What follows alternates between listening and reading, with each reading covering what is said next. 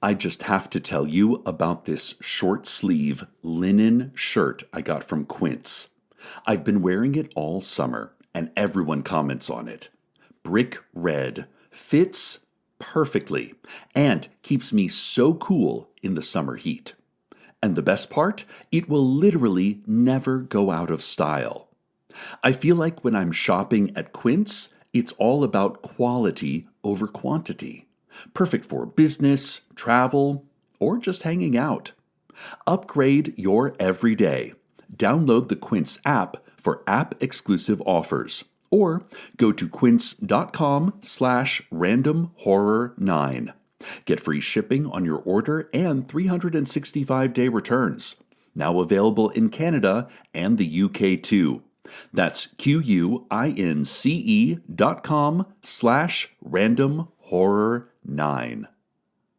So good, so good, so good. New fall arrivals are at Nordstrom Rack stores now. Get ready to save big with up to 60% off brands like Vince, Steve Madden, Kate Spade New York, and Boss. Stock up on the latest trends like animal print, lace, and suede. Join the Nordy Club for free to unlock exclusive discounts, shop clearance, and new arrivals before anyone else, and so much more. Plus, you can buy online and then pick up your order at your favorite Rack store. It's fast and free. Great brands, great prices. That's why you rack. Hi, I'm Jeffrey Craner, and my friend Cecil Baldwin loves horror movies, and he's helping make this genre more approachable for me and hopefully for you too. One film at a time in a random order. Are you squeamish about horror movies? Don't worry. We'll tell you what happens. Adore horror movies? Well, great. Watch along with us each week. As always, check the show notes for content warnings about this week's episode discussion and film.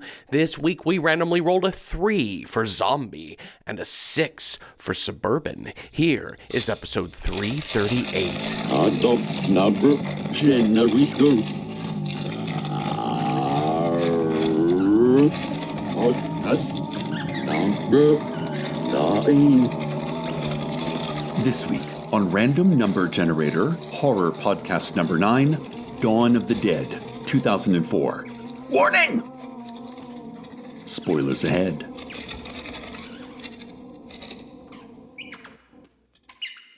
I think there are 3 basic, very broad reasons to do a remake, or in Broadway's case, a revival. But by remake, I'm talking about in the same medium, not adapting a movie into a musical or writing a novel based on a story from Greek mythology, etc. So reason number 1 in my mind is you understand how to approach the source material in a way that feels relevant to today's concerns. I think a great example recently of this is The Invisible Man from 2020, which took an 87-year-old film and said, yes, humans can display violence and hubris when given power, but also we're in the Me Too era, and men in particular have a pretty long-standing tradition of being violent with or without power because of misogyny. Reason number 2, you're just adapting it from a foreign language, even a foreign culture. Gore Verbinski's The Ring really Americanizes the Japanese original to good effect. Or you have Michael Haneke just remaking shot-for-shot Funny Games in English. I mean, going from non-English to English seems to be the most profitable move here. And then broad reason number 3 is just updating the look of the original, especially in film where editing and visual effects tools are more powerful than ever. Maybe the best example of this is John Carpenter's The Thing. We also have Peter Jackson's King Kong. You could debate whether or not that improves the look, but it certainly updates the look. And then you have Zack Snyder's Dawn of the Dead. Now, you might be thinking that reason 1, reinterpreting the film to fit today's time period, rethinking its meaning, is the most high-minded of these reasons to remake. And I won't argue with that, but I think the most successful, artistically speaking, is reason number 3.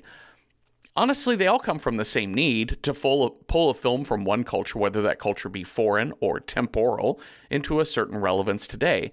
So I found it really interesting that in 1978, George A. Romero's Dawn of the Dead was a straight-up critique of suburban consumerism.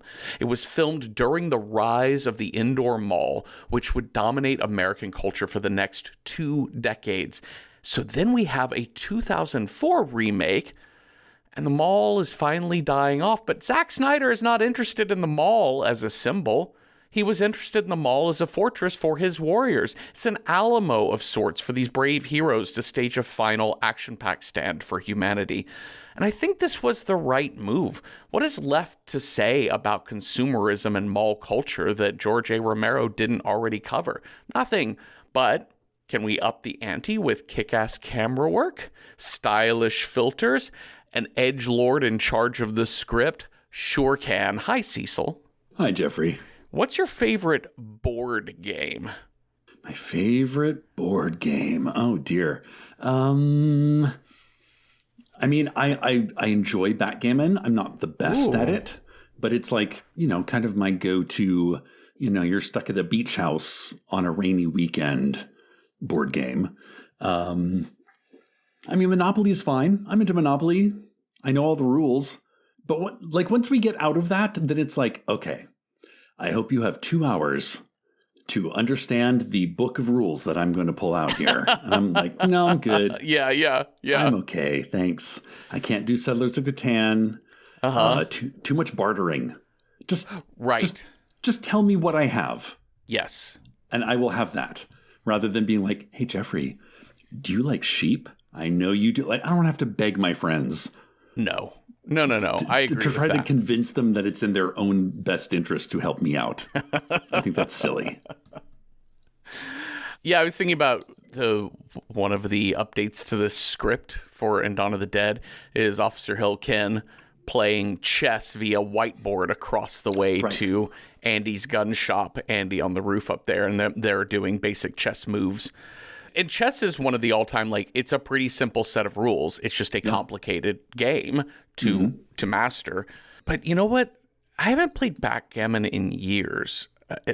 I imagine it wouldn't take long to pick it back up. But the thing I think that makes backgammon a superior board game is it comes in a briefcase. Yeah, it's and self-contained. I was fascinated with that as a kid. My parents had a backgammon set that was like leather with a little handle on it, and it had like 2 little latches that you opened. I thought that was awesome. I felt like a spy walking around with that briefcase. It's self-contained, and it also has those cool dice shakers. Don't get that in any other game. No. I tell you, a modern game that is complicated that I really enjoyed. This was a couple years ago. I was in London visiting Janina, and she had a game night at her house, and they played Wingspan, which is... I've heard a lot about this, yeah. It's a super fun game, and I think this was the best way that anyone could explain rules to me. It was one of Janina's friends who brought the game, and she just said to me, we're just going to give you all the things you need, and here's basically, it just goes in this turn order. Just follow along. We're going to tell you, what to do. You're going to lose. But just once you play it, you'll understand it. But I'm not going to explain the rules to you now because your head will hurt. So follow along and we'll tell you. And I played it once and I'm like, oh, I get it now. By the end of the game, I was like, oh, I should have been doing this. And then now I know. And it's, I'm like, that's a great way to do the game. Yeah. You play by learning. Learn by playing. That's what I'm trying to say. That's right. That's right. All right. Well, this was my first go around with Zack Snyder's Dawn of the Dead. I think I've seen a couple of Zack Snyder movies. I know I saw... the Superman, Man of Steel. I didn't see his Superman movies. I saw some of his other comic booky movie or graphic novel adaptations. Watchmen, yeah. Oh, yes. I saw Watchmen. That's right. That was Zack Snyder, right? That was Zack Snyder. Yeah, he's got a very identifiable graphic novel sort of style to him. And it was hard to watching this movie reminded me a little bit of watching Jennifer's Body, which was from 2008 or 9. Another movie I hadn't seen at the time that it came out, but watching it now, it feels of an era. It does. It does. Maybe a little less than Jennifer's Body in my mind. Yeah. Some of the comments that people make, some of the costumes that people wear. What's her name's? I think Nicole's sort of Paris Hilton matching velour jumpsuit. Yeah. Yeah. Back when that was all the rage. But honestly, it was the sort of like semi-ironic needle drop that happened throughout the movie. Yes. I was like, oh, yes. Yeah, here we go. Yeah. Do you need a lounge singer version of Let the Bodies Hit the Floor? Because we got it for you. Wow. It's not Let the Bodies Hit the Floor. It's The Sickness. Sorry. Yes, yeah, Down with the Sickness. Yeah. No, yeah. Yeah, and they play like a Paul Anka version of that song, which I remember actually probably was around 2004. Paul Anka actually came out with an album called Rock Swings, which is he did swing versions of like Smells Like Teen Spirit and things like that. It was that. It was also the last rattle of Johnny Cash. Mm-hmm. You know, when that that final Johnny Cash album was like everywhere. And here we are. They're like, oh, Johnny Cash singing about death is our opening title sequence.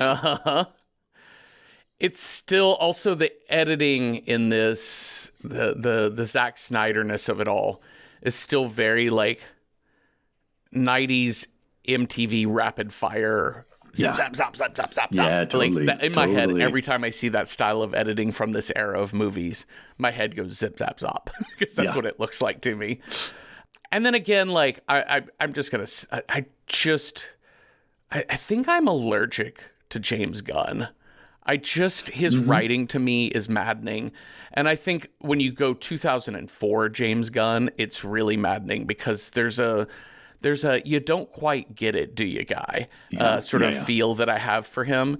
And I think because he's coming from a place of like kind of this Joss Whedon, like, I'm a progressive man because I'm like centering women's stories. I'm like, great, that's very cool of you. But there's a line in this movie from Michael later when they're all sitting around at the midway point talking, and he says, they were like, oh, what job were you the worst at? And he said, being a husband. Tried 3 times, failed 3 times. Well, what job were you good at? Being a dad. And I know that James Gunn wrote that with all sincerity, that makes this guy great. And I'm like, you need to explore why you have 3 failed marriages and you can only really connect to your kids and not your wives. That's weird. That's really weird, my guy. I wonder if your children would have the same answer to that question.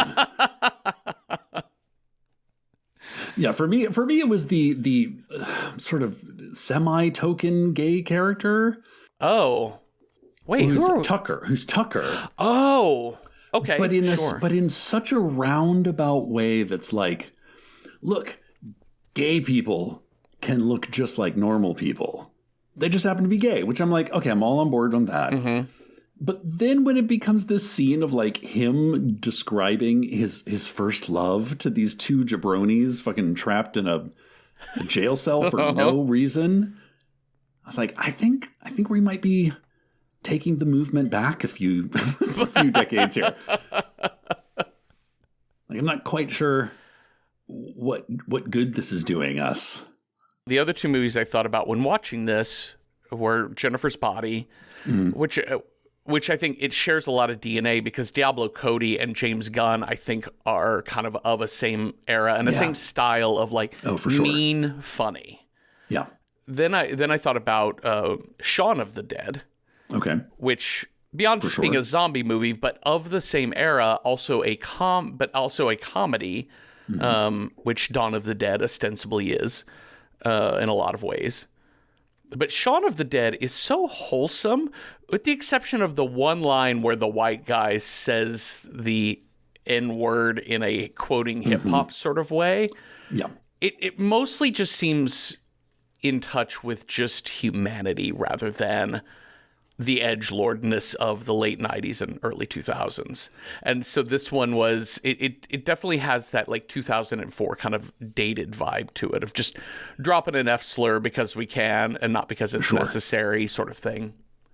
So what we do so well in this movie is update the visuals, and this opening sequence is impressive. Yeah. Anna, Sarah Polley, it was nice to see her again. I love Sarah Polley. She's great. So she's a nurse, and we just kind of get little hints of things going around. Like there's a There's a doctor looking at a head x-ray asking her, like, this guy got bitten on the hand. Why am I looking at a head x-ray? She's like, I don't know. He was in a bar fight. Like, it's weird. She's like, I don't know. I got to go home for the night, though. I'm an hour overdue on my shift to get home. So she gets in her car, goes home. We hear the radio station come on being like, we're going to be keeping you updated on important news bulletins involving the click. And then she just moves it over to music. Mm-hmm. We meet little Vivian, the roller skating girl in the neighborhood when she gets home. What a cutie. Right? She's going to grow up. So cool. She's going to be awesome. I will say, like, we rolled Suburban for this, right? Yes. And I'm giving both of us a high five right now. It's 100% Suburban Milwaukee. Yeah. Like the overhead shots of even before the shit hits the fan, of just 5 p.m. in suburbia, the nice picket fences, et cetera, and like really establishes this film, I think, as a like you said, a good update of a classic horror film, in that it really leans into the, hey, you know your neighbor, you're like practically babysitting your neighbor's daughter, and, you know, tell your mom I said hey, you know, all like the interconnectivity of suburbia and how it all falls apart in one day. Yeah. I was thinking about how quickly this movie gets off the ground for zombie stuff. Like it's nothing like Night of the Living Dead.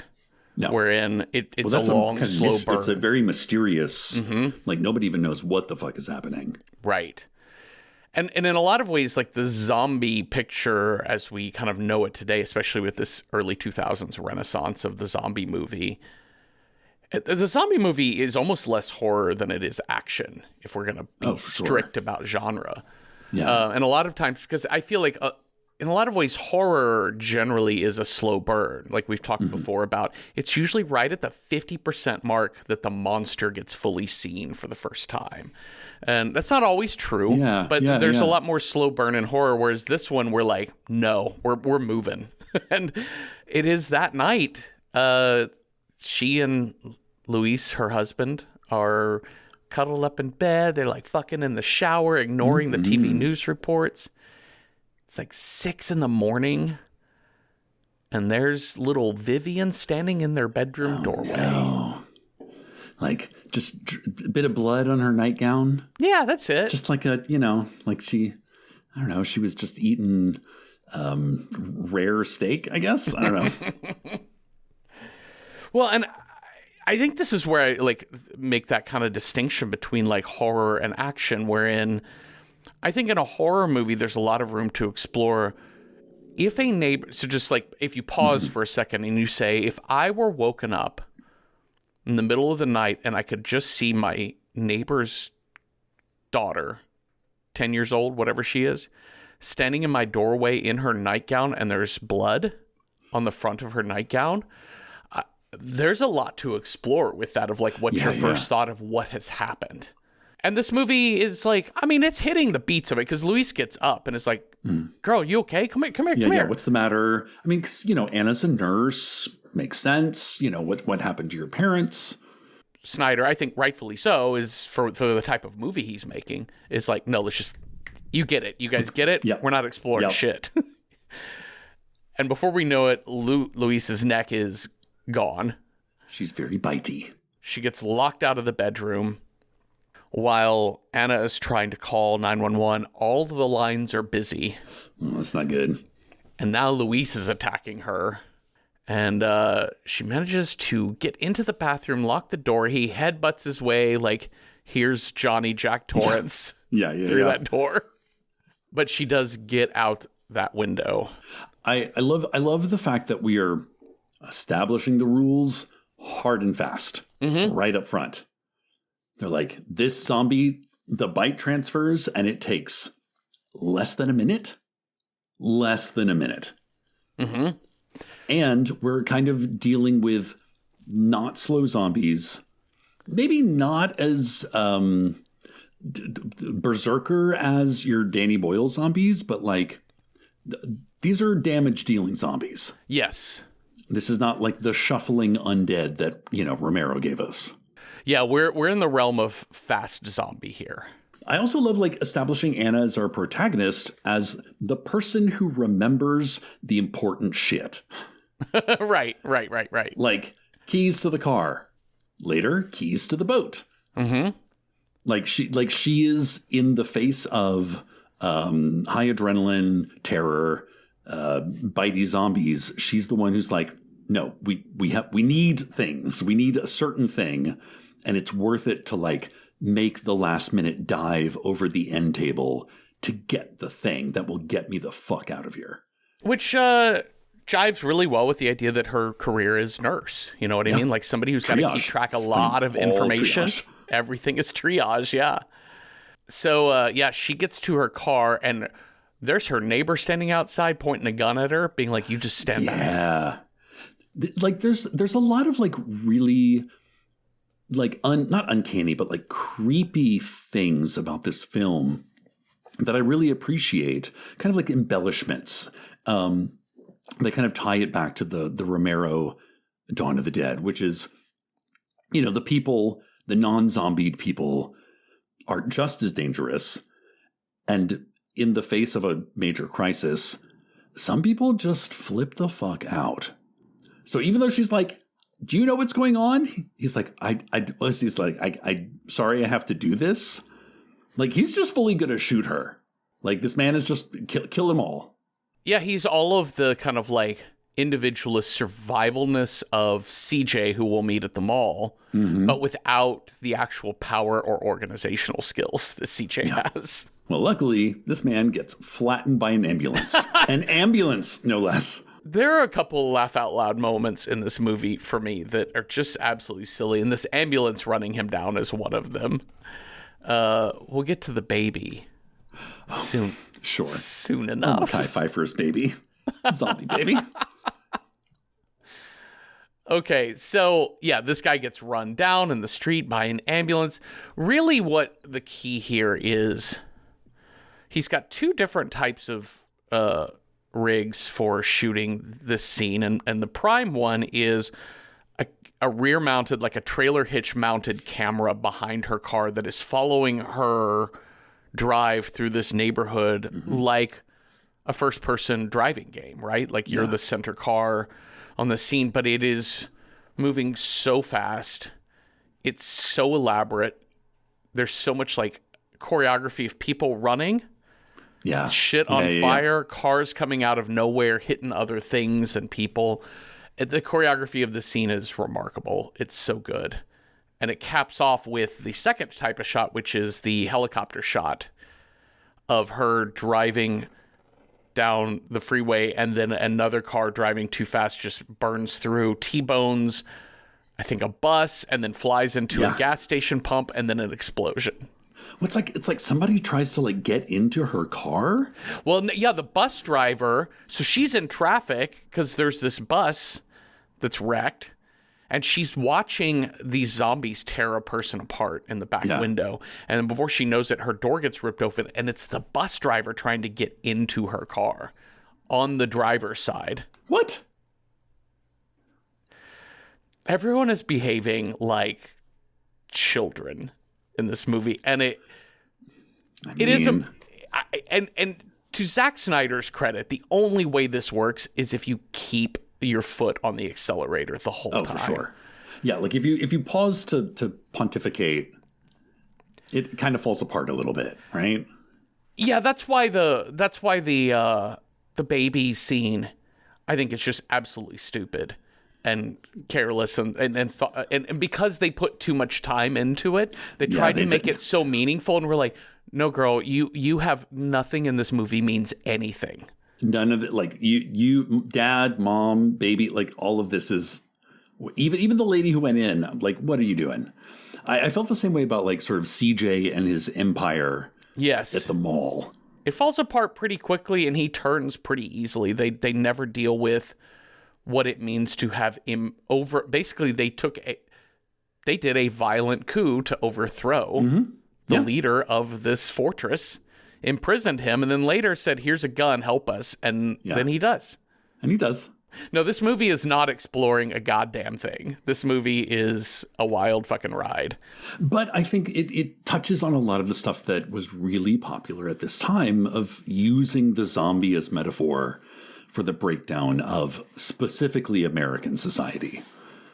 You know, and you have time in The Walking Dead to really roll around in the nitty-gritty feelings of, you know, I'm sleeping with my best friend's right. wife, who we all thought you were dead, but now I kind of resent it, but I'm glad you're back, but also fuck off. Yeah. But this is not that.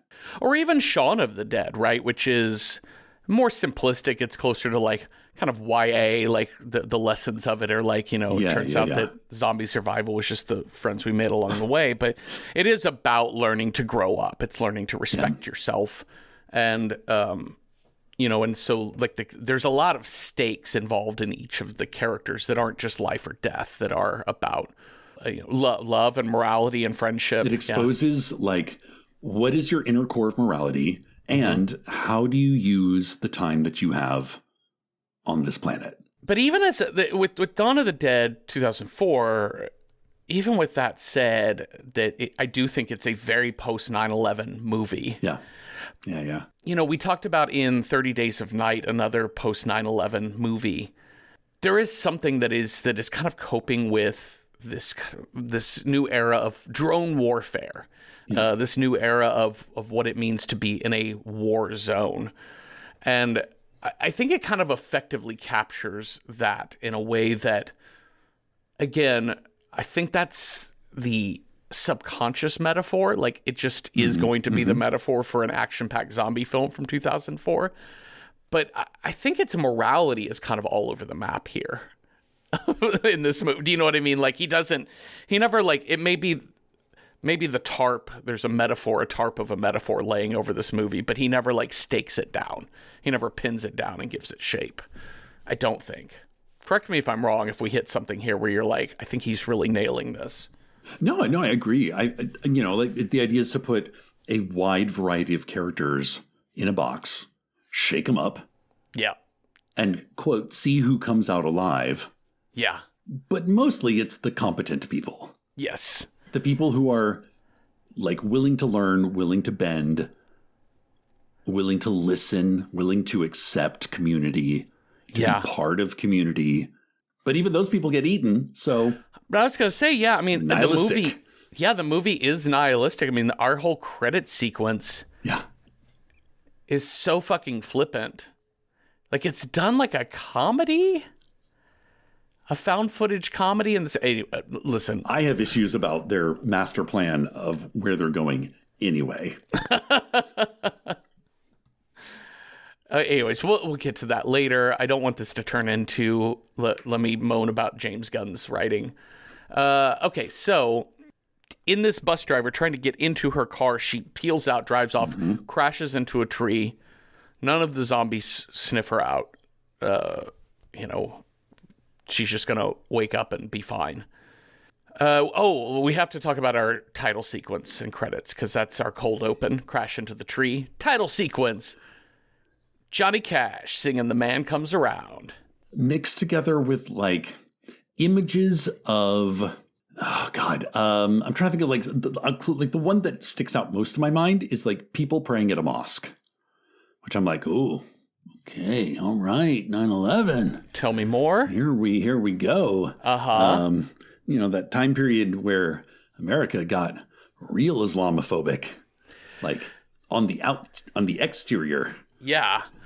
Why do you think they included that shot in this opening sequence? I want to be generous. I want to be generous and say organized religion deals with end times. Yeah. Like it's really a lot of these organized religions, their main function is to be like, what do you do when the apocalypse happens? And it's going to come. We've been telling you about this for years. So like, get ready, everybody. That's where like that's where I generously want to put it. Yeah, let's go with that. I'm going to say yes, correct. Yeah, it definitely just feels like here's a bunch of news footage that's like, it felt like they were mixing in action, like fictional zombie attacks sort of things with actual news footage, right? It felt a real, we didn't start the fire type of music video type of thing. We're also cutting in with a press conference that's happening with man at podium, head of CDC or president of the United States or mayor of Milwaukee. I don't know what he is. Police commissioner, basically saying, we don't know what's causing it. We don't know what's happening. We don't know. We don't know. We don't know. Which I think is like kind of an interesting and important thing because, you know, America, we really project bravado is one of our major exports. Yeah. So to have anyone in the federal government say, I don't know, is like a sea change. Like that is almost unprecedented. Yeah. Almost as unprecedented as having someone in the federal government apologize for something. Yeah, I don't know and I'm sorry are two very weak phrases. And so you have to, it's like rolling onto your back and showing your belly. Yeah. You have to say we're actually exploring certain options right now. We're studying this and we will let you know as soon as we have more information I don't know. Yeah. And certain things were said and certain actions will be taken to make sure they never happen again. I'm sorry. But yeah, you're right. I don't know is a shocking thing. No. It's just, there's no spin. And I love the way that this actor performs it because he seems like genuinely confused. Yeah. And kind of sad about it a little bit. Anna is going to run into Sergeant Kenneth Hall, played by Ving Rhames. I do like this. This is a great example of how tight can you make your dialogue and still have the moment be believable. So she stumbles out of her car, kind of woozy, and the next thing we know, we've got a cocked shotgun right in her face, and it's Officer Hall, and he goes, say something, and she just goes, please, and he lowers his gun, and then they start walking together. Incredible. In 3 words, a fully believable scene that we can move on. She's not a zombie. And also based on, you know, the shenanigans we've seen prior, we now know something about both of these characters. She's not begging.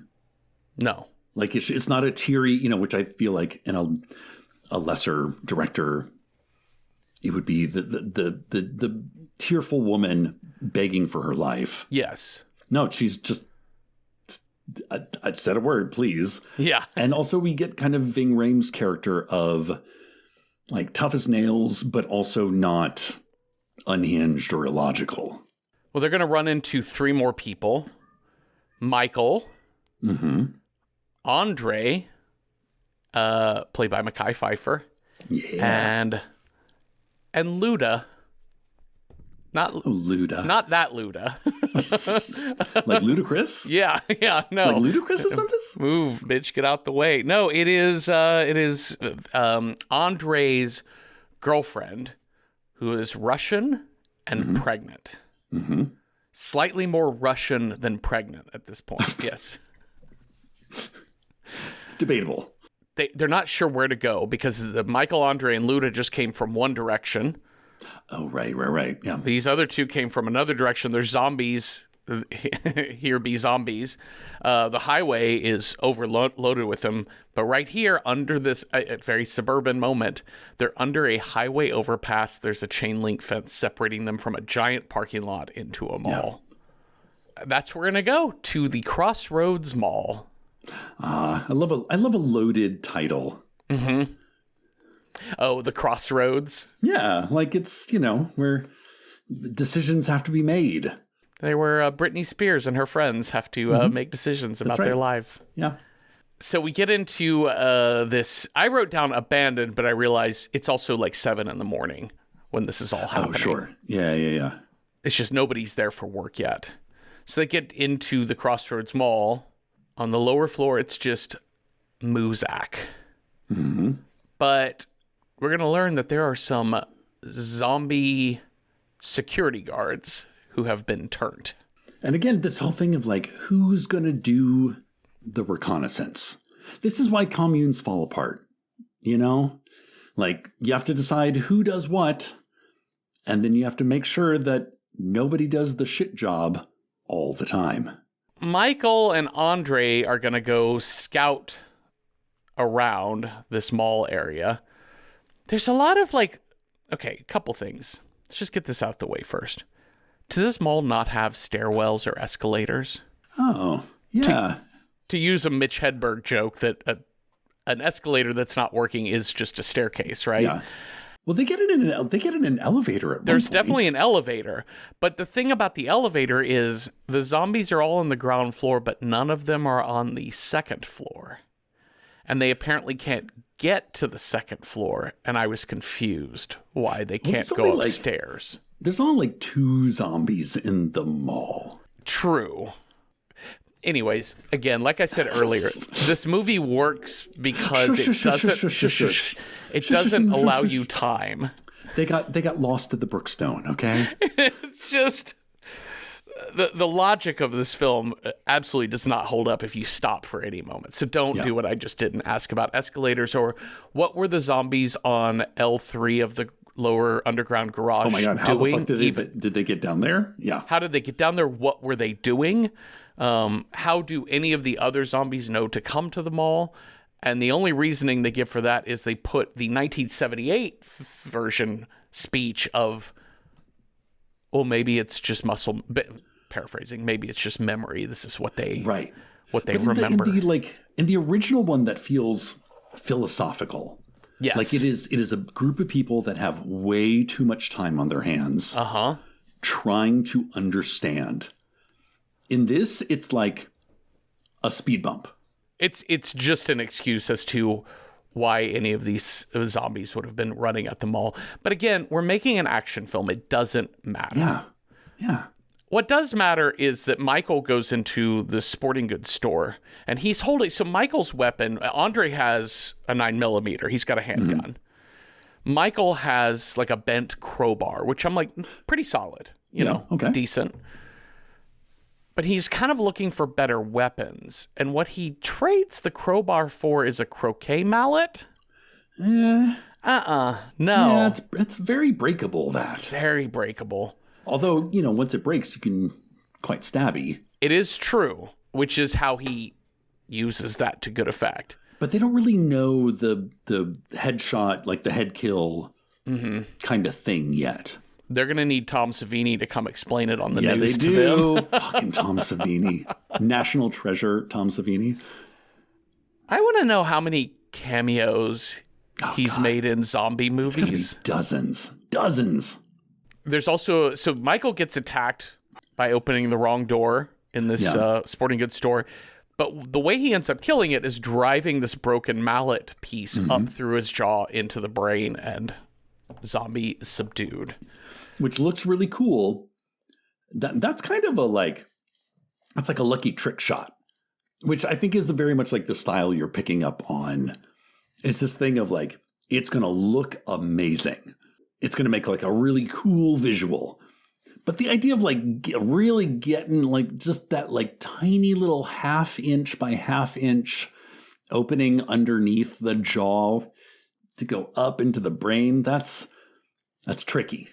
And I think that's why Zack Snyder is popular, because that style is really fun. It is so stylish. Yeah. It's video game-ish, you know, it is graphic novel looking. It's very cool. You know, it becomes a problem when he's in charge of something like Watchmen, which is a very, very brainy and emotional piece added to all of the visual stunningness of the original material. But the visual stunningness of the original material is really complex. Yeah. And I don't know that complexity is where Zack Snyder's earning his keep. But in this stab through the jaw, up through the brain pan, A+ all around. Great. Officer Hall and Luda and Anna are getting attacked out by the fountain, and Anna manages to shoot it in the arm and they get free. But not before Luda gets bit. And it's interesting because both her and Officer Hall get arm wounds kind of in the same spot. I know. I really like this. Yeah. Just be like, okay, we're going to compare and contrast and be like, okay, no, were you hurt? Yes, I was. It was just, and we see Kenneth's like to make sure we're like the audience sees it was from a scrape, not a zombie. We're going to pull that little trick later. Yeah, we see like a piece of broken glass or metal or something scrape his arm during his fight with the zombie. But we see Luda pretty clearly get bit. Now, going back to the rules we just set up 10 minutes ago in this film, zombie bite takes effect in minutes. Mm-hmm. With Luda, it's going to take a few days. Yeah, it's true. It is rather small compared to like other zombie bites we see. Luis gets like his neck torn open. So I guess the idea is you have to die from your wound. Maybe. I always thought it was like the agent in the zombie saliva kills you, revives you. Like it sort of attacks your body. Yeah, that makes sense. And then the fact that she's pregnant maybe prolongs her life because, you know, her body is producing all sorts of crazy hormones.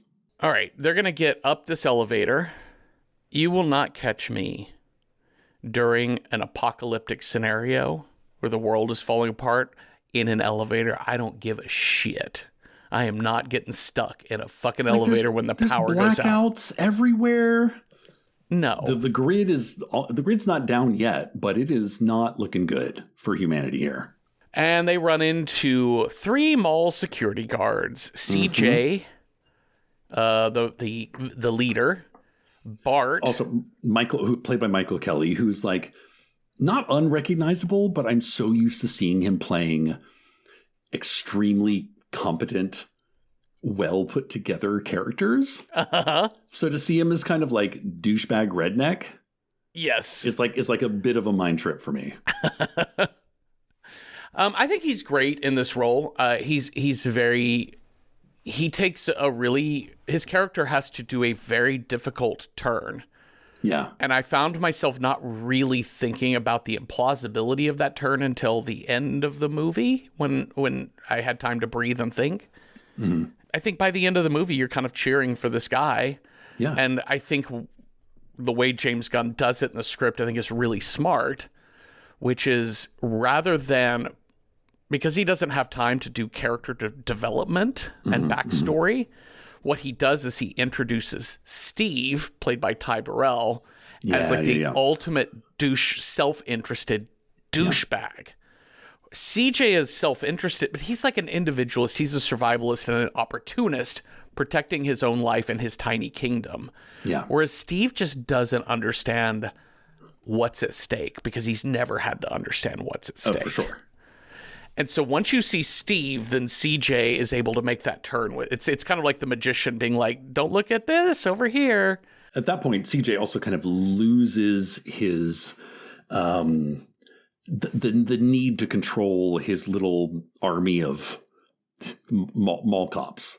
And his little army of mall cops, these 2 other guys working for him. You have Bart, who's just an absolute, he's a dummy and a dickhead, and everything out of his mouth is a slur against somebody else or whatever. And then you have young Terry, who's kind of 19 years old-ish, high school, college age. Yeah. And he's more of kind of the simpleton sweetheart following the other boys. He's a go along to get along. Well, they immediately take the weapons of our band of 5 new heroes and keep them caged up in the porcelanosa or whatever the bathroom store is. This just makes no sense to me. I mean, it makes logical sense. It does. But if you're like, okay, I'm putting myself in CJ's like point of view. This is my territory. Go find your own hole to hide in. I'm going to escort you to the doors. Goodbye. You know, in which Anna and Kenneth are like, she's pregnant and he's hurt and blah, blah. I'm like, not my problem. Goodbye. But then when he manages to be persuaded to let them stay, like he keeps them locked up so they don't steal shit, which is kind of a funny line because clearly what are they going to steal? Where are they going to take it? You know, like I wonder, like what is the realness of this here? So I think what what they're trying to do, again, here's me giving a lot of credit to James Gunn, but I think it's really smart what he does. And for me, it worked. You can tell me if it didn't land for you. It's the scene with Michael comes to CJ and says, what's the plan here? Right. And Michael is kind of taking the tact of, let me just kind of throw some like examples out of things we could do. You're in charge. You're totally in charge. And then it gives CJ the opportunity of saying like, yeah, we're going to do those things. Get some paint, go paint SOS on the roof. I need people to clean up this mess. And I think Michael realizes that CJ actually doesn't have a plan at all. Like his plan is just, hey, we've got it made here in the mall, just the three of us. But you're actually in charge of a lot of people in your community, and they're going to need you when you have things that they don't have. And you can't just give it to them. You actually have to lead them. And it's also the people who would be mall cops in a community, traditionally like pretty low on the heavy decision-making like ladder, have always kind of envied that like, no, I'm in charge. I want to be the big swinging dick in charge, but I kind of have no real idea what that involves. Starting or growing your own business can be intimidating and lonely at times. Your to-do list may feel endless with new tasks, and lists can easily begin to overrun your life. So finding the right tool that not only helps you out, but simplifies everything as a built-in business partner can be a game changer. For millions of businesses, that tool is Shopify. Shopify is the commerce platform behind millions of businesses around the world and 10% of all e-commerce in the US. From household names like Gymshark, Rare Beauty, and Heinz, to brands just getting started. Shopify has hundreds of ready-to-use templates that can help you build a beautiful online store that matches your brand's style. And you can tackle all the important tasks in one place, from inventory to payments to analytics and more. No need to save multiple websites or try to figure out what platform is hosting the tool that you need. And if people haven't heard about your brand, you can get the word out like you have a marketing team behind you, with easy-to-run email and social media campaigns to reach customers wherever they're scrolling or strolling. Start your business today with the industry's best business partner, Shopify, and start hearing. Sign up for your $1 per month trial today at shopify.com/realm. Go to shopify.com/realm. That's shopify.com/realm. This episode is brought to you by Nordstrom. For 125 years, Nordstrom has been part of your story.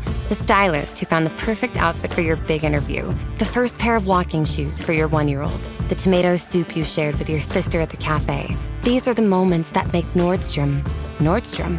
Big or small, we're here for all of it. Celebrating 125 years with new moments still ahead. Discover it all in Nordstrom stores and at Nordstrom.com. We do learn on the TV from Tom Savini that you gotta shoot him in the head. And there's also kind of this... and then burn him if you can. And burn him if you can. So again, pretty easy rules. And there's another army guy on TV. This is the red herring, or this is kind of the...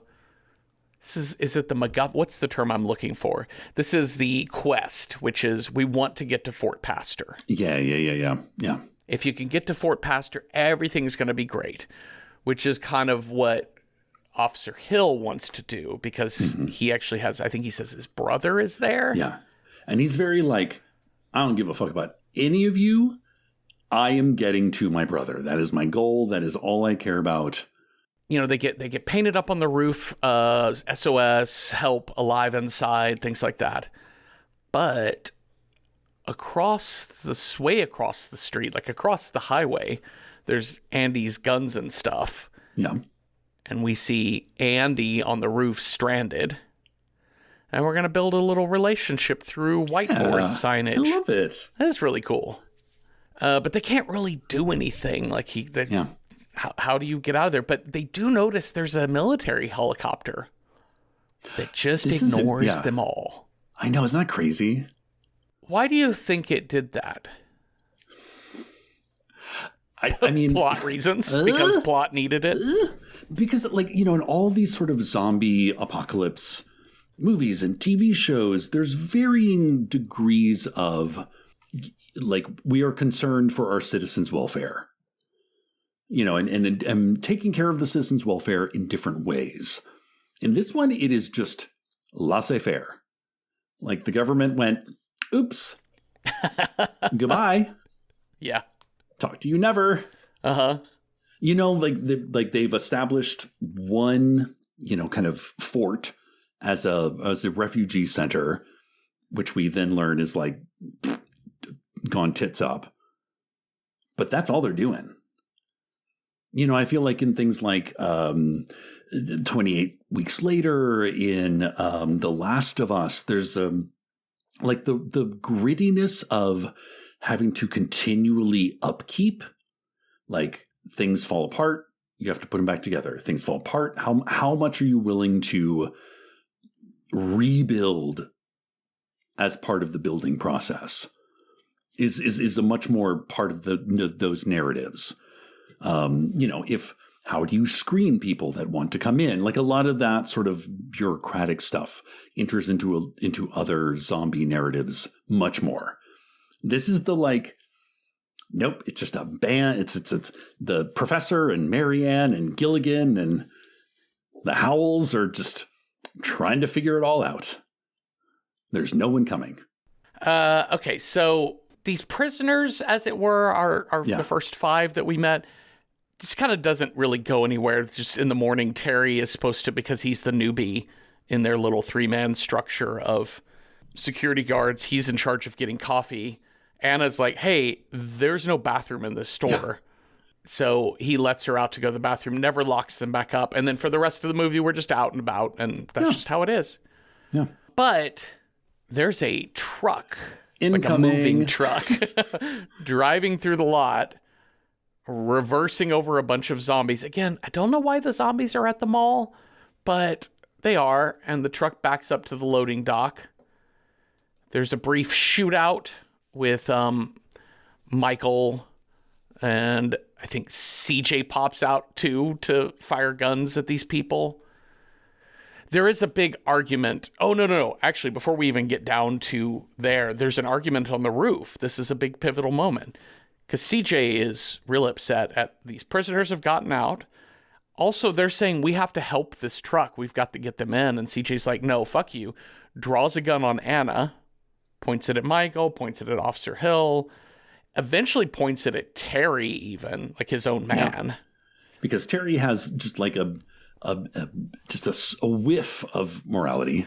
And in that moment, Michael disarms CJ, gets the upper hand, and now CJ and Bart are tied up with the help of Terry, who's also like chosen his side with the new kids. Into the brig. Mm-hmm. So it is downstairs. So it's not CJ helping out. It is Michael and I forget, maybe Officer Hill. Anyways, they basically help get all of these people out of this truck and into the mall. And our key people, we have Tucker.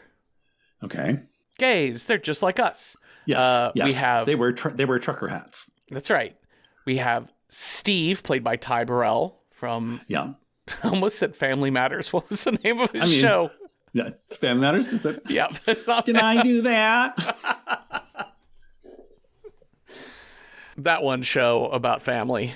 Let's see, Norma. Norma, played by Jane Eastwood, who I know I've seen in stuff before, and I'm trying to pinpoint. I looked through her whole filmography, and I'm like, yeah, I definitely have seen this movie. And I just didn't. Anyway, she's one of ping anything. Yeah, she's that lady. But she's doing like very like chain smoking trucker. Yes, like again a very competent, like a person that you would want to be zombie apocalypsed with. And also, it would have been nice to have her around when we do leave in the giant trucker vans. Right. Because there's some bad driving happening. Yeah, there's some yeah. Let's see, Nicole. There's two young women. Yes. I don't get Blondie's name. Yeah, I don't know. She's basically... Monica. I think her name is Monica. She's essentially Steve's trophy girlfriend. Yeah. Basically, you get a zombie apocalypse concubine. She doesn't really get a lot other than a sex scene and then an arm sawed off scene. Sure. But I don't know. I dig the idea that, especially as we get in, like you were talking about the halfway mark of this movie, is the down with the sickness montage. Like I clocked it. Like I paused it exactly right in the middle. Is we have to accept the situation, and then it's now how do we live with the situation? Right. Is the crux of this movie. And I kind of love the fact that there's somebody there who's like, I don't know, I'm just vibing. Mm-hmm. Because that was a little bit more of like what happens in the original. It's the sort of joy of money, psh, diamonds, psh, nothing. Do you want 4 TVs in your room? Great. Yeah. And like we really only get that like one little montage, just sort of like, you know, she's putting on like the sexy lingerie, just trying it on for fun. I think for me, it's you know, again, when a plot has to move so fast, and the style of the film has to move so fast, you really do have to you have to fill it with stock characters. Yeah, they can't be that complicated, and you do need a writer like James Gunn who can say a lot with very little, to be able to convey this. It's just with poor Monica and the kind of bimbo character, he just has to fall back on, it's a horror movie, let's get some tits. Like there's not a lot of interiority to this character that feels fresh or new. There's not a lot nice girl and mean girl. That's all you get. There's the virgin and the whore is basically what you have. So and also a woman in a wheelbarrow who is quickly decomposing. This is some when evil lurks shit happening in this wheelbarrow. She is pustuled and bloated and looking grim. This is where like my own personal morality, you know, like when confronted with the zombie apocalypse moral compass guide, I'm like, ma'am, I'm so sorry. We're just going to leave you right here. Yeah. We're just going to tuck you in right there. I think you'll be fine. We're going to watch her die. Anna's going to check her breath and her pulse, and she is certainly dead. But then her eyes turn zombie blue. She sits upright, attacks Anna, who gets her through the eye and brain with a fireplace poker. And that's when Anna tells them it's the bites. Because we knew that she was bitten. We know Tucker's fine because he just got cut on the leg. We also know that this poor girl, Nicole, her dad, Max Headroom, over here. Mm-hmm. Oh my God, that's right. Max Headroom. I forgot about him. I love Matt Frewer. He's got such a great look. He's such an interesting looking guy. And I fucking loved Max Headroom as a kid. But yeah, her dad has been bitten on the hand, and there's this like touching goodbye with her because Michael's like, we absolutely have to kill you, my dude. I don't know that I buy this whole fight that they have, but yeah, it's an argument about whether or not you should just assassinate somebody just because they have a bite or not, which I think is a legitimate argument. Yeah, yeah. The idea of, you know, how do you make policy for your little community? You get bitten, you get shot. Is it a 1-to-1 between this woman in the wheelbarrow who is literally on death's door versus this very kind of coherent person? Do you exile them? You know, like kind of the shit that man has been pondering since, like, you know, the Greek tragedies were written. Yeah, I think for me it's just the more complicated moral issues have to happen in my head later after the movie. Mm-hmm. Like it asks the question, but it's not really, this movie doesn't have time to explore the answer, if that makes any sense. So to me, it's like, I get the question. Like, that's an important part of like our new enclave of human survivors in zombie apocalypse. we have to understand, like, there's a rule about if you are bitten. And what we land on is we're just going to keep him under guard until he turns, and then we're going to kill him, which is exactly what happens. And also the question of, you say you're going to just execute him, but you just watched him tearfully embrace his daughter and say, God, as a father, you just want every single second. And it's the saddest thing anyone could ever say. And obviously Michael doesn't have the heart to fire the shot. But yeah, I think in the sterility, the near sterility of this mall environment, there's a lot of room to have these conversations. And I think the movie is better served in not having the conversations and getting to the action. Leave that for things like Station 11. Right. You know. Yeah. A couple of little bullet points here. So Michael, in his quest to figure out how to get out of the mall to get to Fort Pastor, goes up to the roof, sees Andy, and like develops a friendship with Andy. Mm-hmm. And I think that's Kenneth, kind of Kenneth. What... I'm sorry. Yeah, Ken, Officer Hill. Yeah, Ken goes to... he develops a relationship with Andy on the gun shop roof. Because he needs something to tether him to this place rather than his previous, reasoning, which was, fuck y'all, I'm taking the truck. To be fair, like, he just hasn't connected with anyone here so far, but he really connects with Andy. They start playing chess through whiteboards, and it's very cute sort of thing. This is when we get the Get Down with the Sickness, but sung in swing music style. Mm-hmm. They're like, it's showing everybody having a great time together. So they're actually like, in the mob of zombies surrounding the mall, they're giving Andy names of celebrities, and he's shooting people that look like them. Like, shoot Burt Reynolds, and you see Jay Leno. Yeah. Rosie O'Donnell or whatever. They're all having fun, except Andre and Luda haven't been seen for a while. Oh, dear. This fucking couple. Like, I get it. Because we have, like, Andre and Kenneth have a scene, I think, in the sort of first act about, like, Kenneth, a police officer, clocks Andre as someone who may have knocked over a store or two in his day. Mm-hmm. And Andre comes back with, I was born into a fucked up world, but this baby is my opportunity to make that right, to be the father that I never had.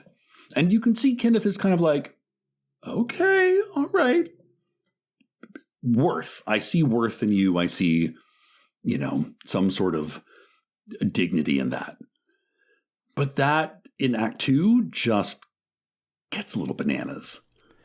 It's one of these things where I found this so upsetting, and I think it's a horror movie. It should be upsetting. But again, I think there's a thing where if you're gonna make a movie like The Strangers, which, spoiler, nothing goes well. Nothing ends well. Everything goes bad for everyone involved. And it's brutal, and it's senseless, and it's mean. But I think it makes its point by letting us spend that time in the tragedy of their lives. And in here, I really detested the choice to go from 0 to 100 with Luda. Yeah. Of her, maybe got bit, maybe she's going to be a zombie. And the next time we see her, she is looking sickly, and he has her tied down, like quartered. It's like when he has to put the bite gag in her. Like, I love you, baby. He ties her down before realizing she's a zombie, or he knows that she's going to become one, and he just wants the baby out before she turns, before she dies. In the hopes that that baby's going to be okay? It's some real serial killer logic to me. Yeah. Death camp experimental scientist sort of shit. The type of brain you have to do this to another human being. Right. And especially a woman, and a pregnant woman. And especially coming from 2026 when we were like post Roe v. Wade. And it's just, there's so much happening here that I don't think this film earns. And it just becomes a grotesquerie. That was my take. No, and I'm going to, go one further and say, what does Luda think about all this? Yeah. Because we only establish her as like, I don't want to have my baby here. Mm-hmm. Like, she wants a nice hospital. She wants, she wants the comforts of modern medicine. And Andre is like, man, people have been having babies in fields under trees for thousands of years. But that's like the last we hear of what Luda fucking wants from this scenario. And the next thing we see, she's like, she must know. She knows she's bitten. She knows she's infected. Yeah. And she is also willing to go with this, just have the baby. It might be okay. If you had put this script across my desk, if I were the producer of this film. Get your red pen out. When Norma shows up. Right. I would have had Norma clock the scene. Oh, yeah. See what was happening. Realize Zombie is already tied up. I would have had her draw the gun, film it to where it looks like she's going to shoot the zombie, but she just shoots him straight through the head. Do you know what I mean? Yeah. Because if you see this scene, he's if you have another couple of seconds to process what you're looking at, it becomes very clear, and it should be obviously clear. Wow. Yeah. That he's a monster. Like, he's the monster. Yeah. Like, the movie does nothing to explore that other than it's I just love how kind everybody's like, I don't know, have you seen them in a while? I haven't. Do you think they need anything? They said they're fine. It's terrible planning. Anyways, the point is, she dies before the baby comes out. He's hunched over her belly, but the baby is kicking and it claws its way out of her. It's not graphic with this other than just showing above the blood coming out between her legs, but we don't see the birth canal ripping open or anything like that. But we don't see the baby. The baby's just wrapped up in his arms. And when Norma goes to check on them, oh god, it's okay. So she walks in. Is she armed when she walks in? No. Yeah, she's just bringing them candles or something, right? Yeah, but I think she has a gun on her. Okay. And she's coming in to just check on them. She sees what's happening. Luda is in full zombie mode.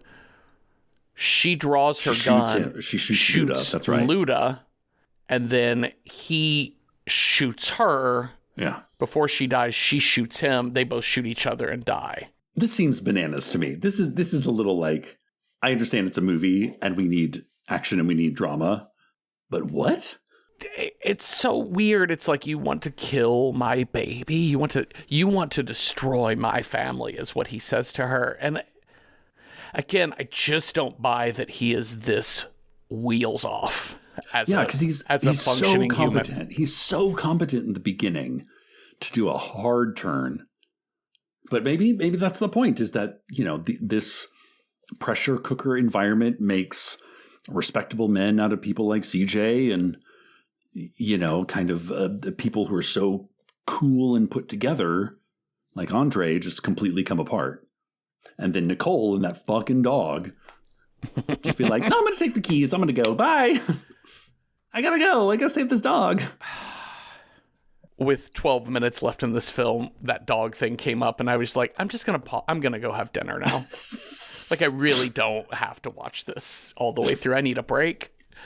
But yeah, so when they get in there, they hear the gunshots, they get in there, they check on him, and it is, they open the little cloth. Zombie baby. I love totally the zombie baby. Wah! It kind of does jazz hands at them. Yeah, and it's got White Walker eyes, which also I thought it was amusing that it makes the same noise as the down with the sickness, wah. Yeah. Oh, okay. Oh my god. Okay, all of this happens during the electrical outage. So the grid has finally fallen. Yeah. So now they're like, we got to get to the generator. Again, with your planning. One, somebody in your community needs to be checking on people at all times. So somebody should have been checking on Luda and they didn't. Yeah. 2, the generator is a great idea. It's going to be a temporary fix, you guys. Yeah. Because ultimately, that generator is gas powered. Yeah. And you have a limited amount of gas. So if you're going to stay in the mall, but maybe let's just figure out how to, before we go down into the basement. But they get down to the garage basement. They have to take CJ and Bart with them. They get down to level 1, and there's this fucking dog. Yep. Chips. Okay. Do the zombies see the dog? I mean, they kind of see the dog later, but like, they're uninterested, I guess. Like, I just wonder, are zombies scared of dog? Intrigued by dog? Would a zombie have a pet dog? Like, I really do mean this, you know what I mean? Because the zombies are organic living things. Anyways, don't know. No, I appreciate these questions because that's all. Oftentimes I don't remember what movie you were watching, but the idea of like some huge apocalyptic event is going on, and it really only ever shows what happens to humans. Yes.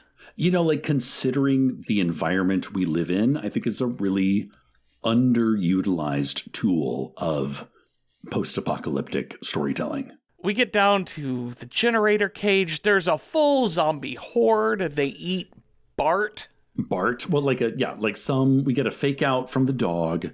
You know, the very like, oh, there's movement in the shadows. Yeah. Oh, it's just a dog. But meanwhile, there's like a legless zombie crawling along the pipes above them in like a sneak attack. How strong are zombie? I don't know. Okay. It's like the freaks from Freaks. Like Gooble Gobble, one of us. Yeah. Bart meets his demise. And I think this is like kind of CJ's tipping point in which he has to like watch someone he actually knows and cares about die. Mm-hmm. Oh, and also he read that Cosmo quiz about what makes a good relationship and skips over questions, 10 through 7. Let's just get to the 3 things. That's all he needs to really turn his life around. Because now Michael's throwing him a gun. He's becoming a team player. They decide to light these zombies on fire. Yeah, they use the gasoline to kind of like draw a circle around them and light it up and get those zombies burnt away. Which is not great for your gas supply. No, and also not great to do that right next to the pump. It's a generator. Yeah, it's tricky. But they do manage to get the generator going again. And it should be enough to keep them... A few days. Yeah, right? A few days until they develop a new plan. Then we've had the zombie baby, Andre Luda thing. And then this is when Ken Hall is like, sitting here waiting to die is worse than death. And Anna is in agreement. And they're like, hey, we found those buses in the garage. Here's the biggest roundabout James Gunn joke of all, which is CJ being like, you mean we're going to take a couple of buses, arm them up to drive out of here, take this guy's boat across the marina to find an island where there's no zombies, huh? Yeah. Yeah, that's okay. I'm in. Now, I have a few follow-up questions I would like to pose to the group. Please. Where is this island? Uh-huh. Has anybody been there? What are the coordinates? Which boat is yours? What are we going to... Oh, yeah, which boat is yours? No, they have a little clicker. Okay, good. Like, ooh, ooh, ooh. No, they don't. That's... In my mind, that's how they find the boat. When you get there, what are you going to eat? Yeah. Is there fresh water on this island? Presume that it's in Lake Michigan if they're in Milwaukee. Uh-huh. So there's that. But, like, this is where I'm like, guys, I know this seems really like being caged, being trapped. You know what other words to describe that? Being fortified. Because when you're on an island, you're there. I am just looking at a map right now of Milwaukee. And if we have any listeners in and around the Milwaukee area, do let me know if you know of an island, because I am not seeing one at all. And then when they when we're jumping to the end, but like when they cut to it, it's like one of the smaller Hawaiian islands. Like it's massive. Yeah. Like there's a mountain on this fucker. I'm just trying to figure out what that is. Like there is apparently there is a place that looks like it's filled with railroad termini. Okay. Called Jones Island, but like Coney Island, does not look like an island whatsoever. Okay, sure. And, it's just the end of the line. it is just a peninsula coming off of the southern part of Milwaukee. Anyways, if anyone is familiar with the Milwaukee area, do let us know what the nearest island is, and does it look like Kauai? You know. And then I would also like to add another question, which is, who is on this island currently? Because we already saw what happens when you try to like invade a territory, and those were living people. So I'd like to know a little bit more about where we're jumping ship to. Yeah, none of this is really well pieced together, and to be fair to our protagonists, they're in a 90-minute movie that is moving along at such a pace that they don't have time to think about any of this shit. And it's like they've given themselves like 5 days to kind of collect and put the plan into action. Yeah. But then that plan gets like real truncated because of Nicole and this fucking dog.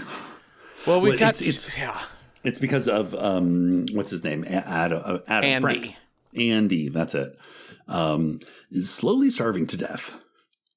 And he's starting to, he's not going to make it the 5 days to implement the plan. Michael and Anna's plan is to take Chips, who's got his little doggy backpack side saddles. This is the most Lassie fucking thing Lassie, do you know the plan? So they know that he comes based on whistles. So, okay, I get it. They have a plan. They put hooks on a pulley onto his like little saddle thing, his harness, lower him into the zombies. Andy blows a whistle and the dog comes running, goes in through the dog door. Okay. I'm in it. Couple questions. How are you getting that dog back up to the roof? Oh, yeah. Well, no. The dog stays with Andy. And then they're going to pick up the dog until with Andy. Okay, pick them both up. Okay. Question 2. We have seen that zombies, when they want to get into some place, like Luis, headbutts his way through a bathroom door to get to Anna in the opening sequence. There is a dog door on Andy's building that is operated by just a little pull string up and down. And these zombies cannot break through it.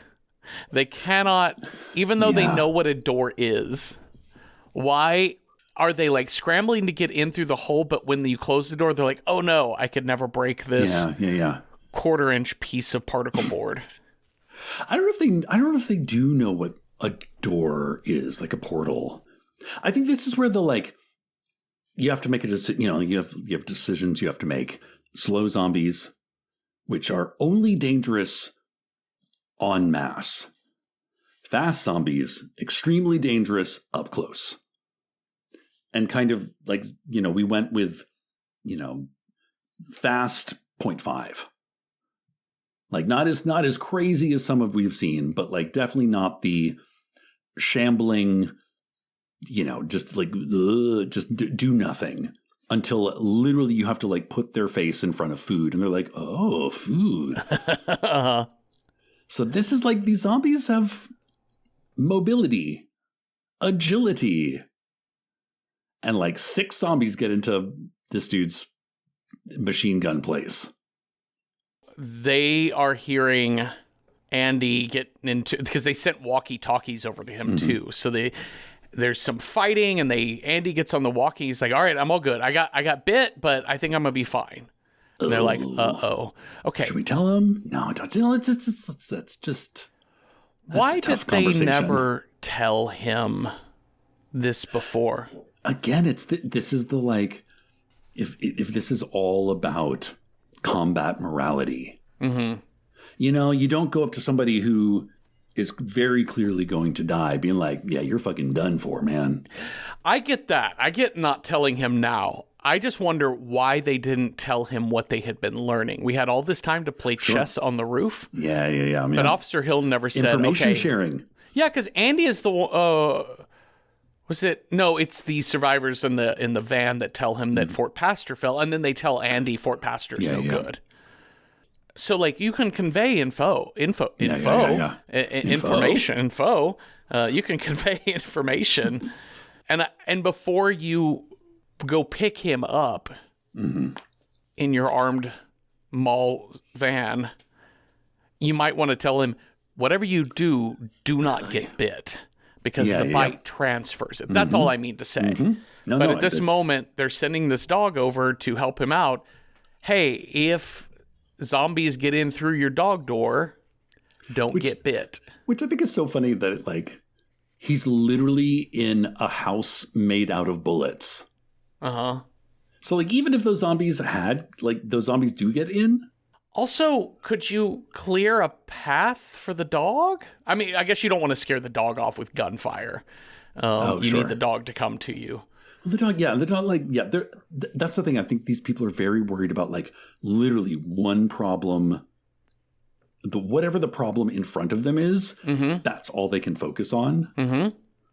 There's no, like, okay, yes, we're going to put this committee on that decision. Yeah. Meanwhile, we need Committee B working on long-term shit. But I will say, this all leads to, actually, I think one of my favorite moments in this film, and a lot of other sort of zombie apocalypse films, which is Andy's turn. I love this because we've established this, like Kenneth, says something, and, the binoculars go up and the whiteboard goes up. And they're like, oh, wait, he's saying something. And he's not writing on the board. It's just like a smear of blood. Oh, it's so good. Yeah. I love it. That's really love good. it. Because of the commotion, Nicole has gotten all the way down to the garage and to the loading dock and taken that cargo van and driven it over to Andy's and run inside to save the dog. Okay. This is bonkers. The other thing is, as we enter the final act of our film. Yeah. And we've been watching this relationship with Andy this whole time. There he is. There's no way over to him. Oh, yeah. Oh, you know what? I just realized, you guys? There's some pipes. Yeah, there's a whole sewer system connecting both buildings. Oh, yeah. We totally could have gone in underneath the whole time. He could have gone over here. Are you fucking kidding Nobody me? thought, no one thought to bring this up in the committee? Oh, my God. So they're going to do a rescue mission through the sewer system. They get above ground. Oh, here's what I was going to say. Here's what makes this not a horror movie to me. Okay, so it's one element was it just starts right into the action. Sure. Yeah. Two, this movie has zero suspense. This movie has scares. It has action suspense, but it has no horror suspense. And I was thinking, like, if you are making a horror movie a la Train to Busan has one of the best try to sneak past the zombie moments of all time. Yeah. And I would say close second with a totally different tone is Shaun of the Dead, which has one of the funniest and weirdest. And, and I think it's really great. I think these are, to me, like, suspense is such a deep part of horror. And in this movie, they're climbing out of the manhole and we see the zombies not notice them.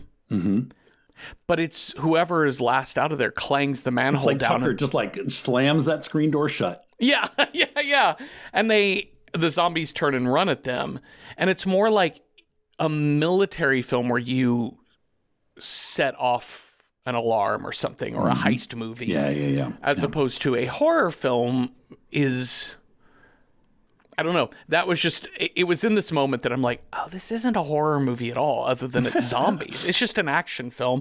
I guess in the same way that Aliens isn't really a horror film, but Aliens does suspense really fucking well. Yeah. And this movie is so disinterested in slowing down at any point in time. If heads aren't exploding, we're not doing it right. Yeah, come on, like, let's get to it. Yeah.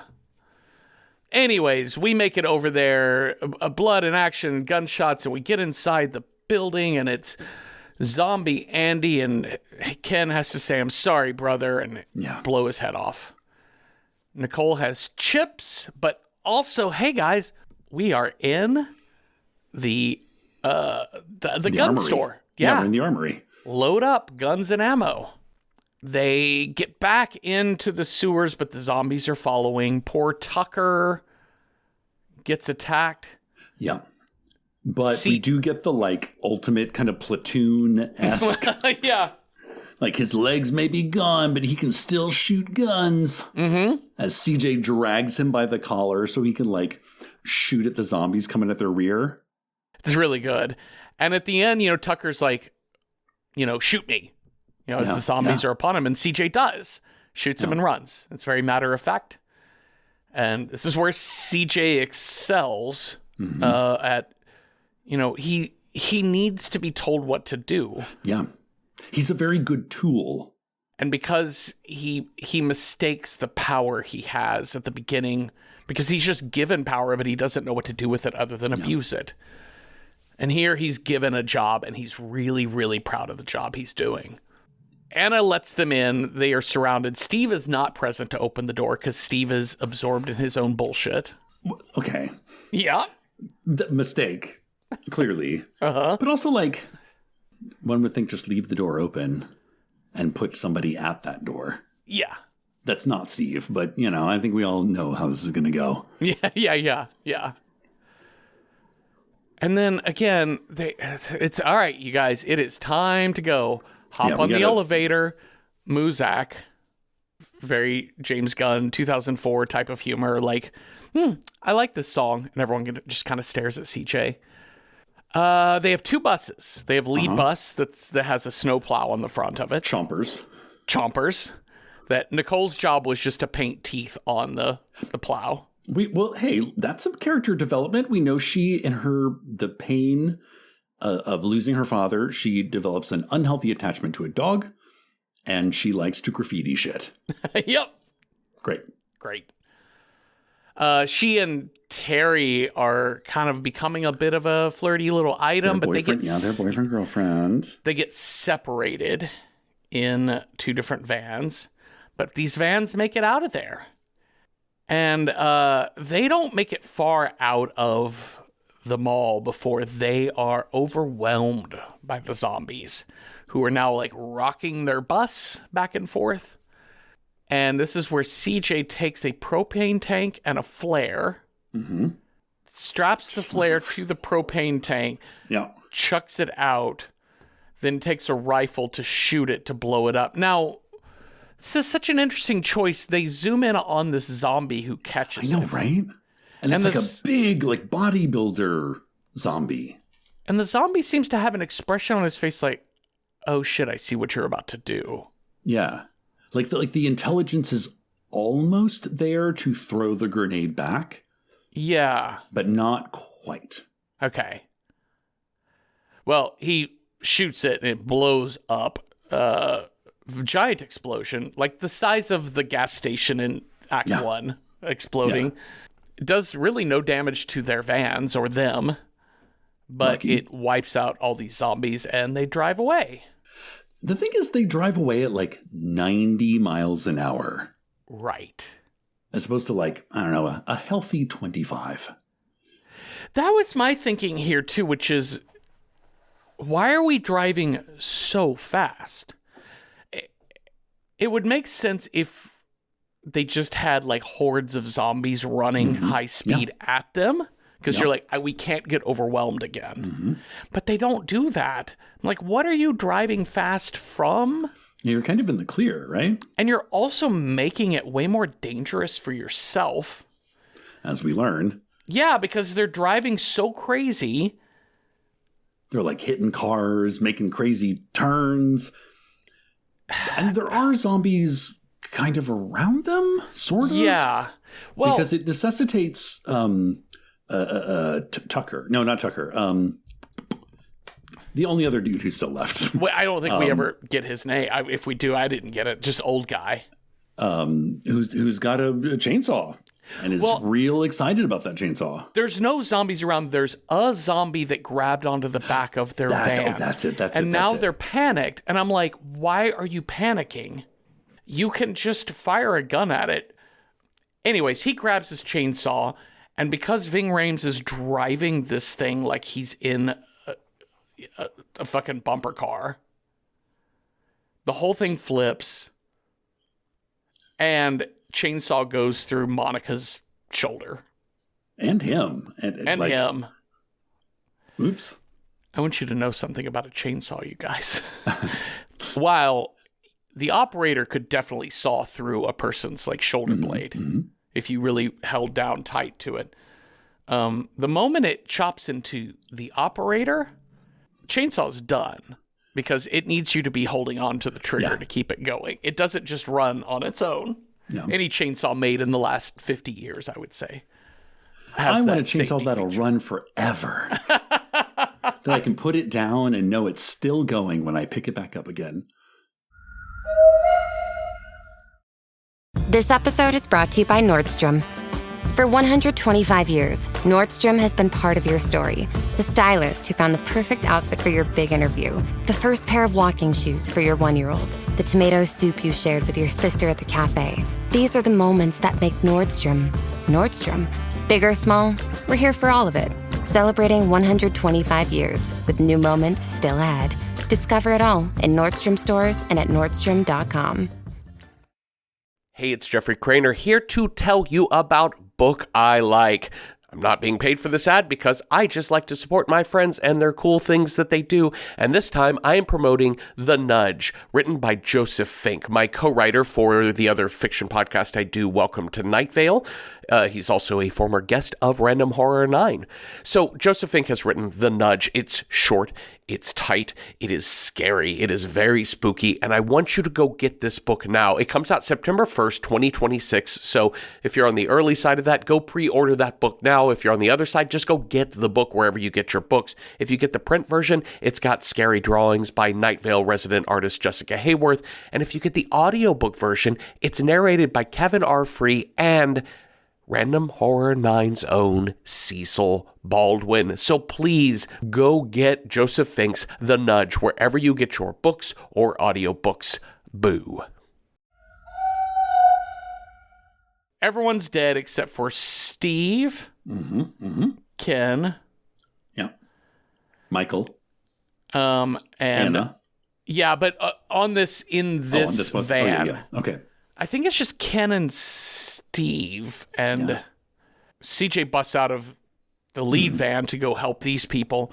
But Steve has taken a gun. He's just going to go off on his own. He just runs away, which was in his character's DNA.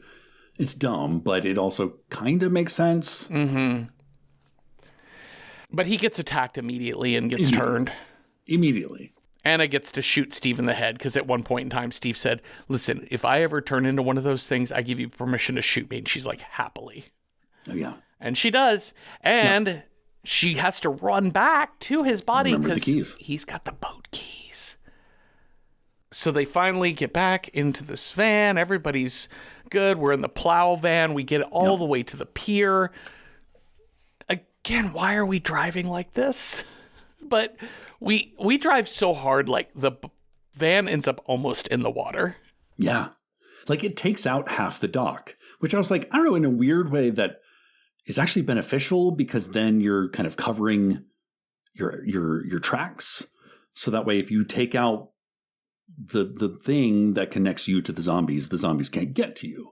And I think the idea is going to be that CJ is the last one to get out of the van, and he's like, I'll cover you. Mm-hmm. He gets overrun. Mm-hmm. He uses a flare and a pistol to light up the propane tank inside that van, which blows up all these zombies and creates a flame barrier to the marina. Yeah.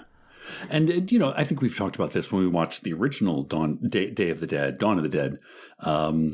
The useful death is Like one of the most, like, I don't know, I find it one of the most interesting tropes in horror movies. The like, I know I'm going to die. I know I'm going to be a zombie, but I've only got like 15 minutes. What can I do in those 15 minutes to be the coolest fucking character you've ever seen?